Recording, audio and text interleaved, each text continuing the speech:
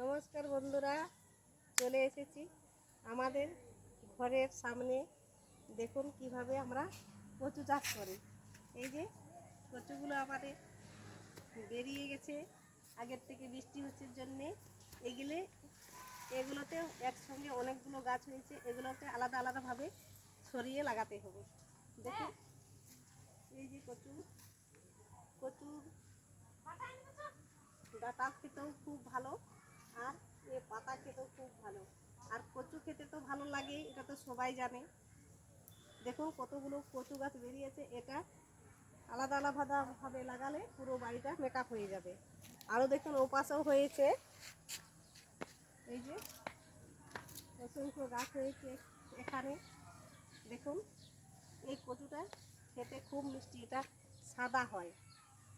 এটা একটা সাদা কচু আর একটা কালো কচু পাওয়া যায়, তাহলে এটা হচ্ছে সাদা কচু। দেখুন আবার এদিকে কত বড় বড় গাছগুলো হয়েছে। দেখুন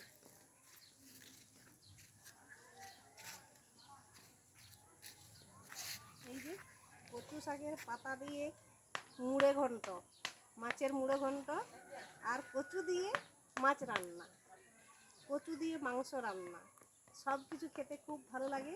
আর এটা কচুর ডাঁটাটা, এটাও আবার আলাদাভাবে রান্না করে খাওয়া যায়। তাই আমরা এই কচু চাষ করে থাকি।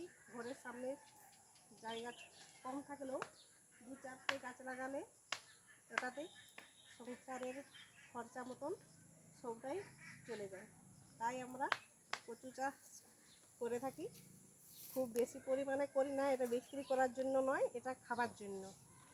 তাই এই যে কচু গাছগুলোতে এবারে মাটি দিয়ে দিতে হবে। আগের থেকে বৃষ্টি হচ্ছে জন্যে গাছগুলো অনেক বড় হয়ে গেছে, পাতাগুলো অনেক বড় হয়ে যাচ্ছে।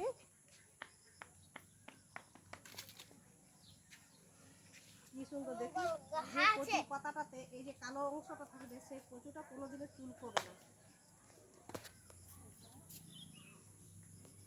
কচু যদি রান্না করা হয়, নমস্কার বন্ধুরা।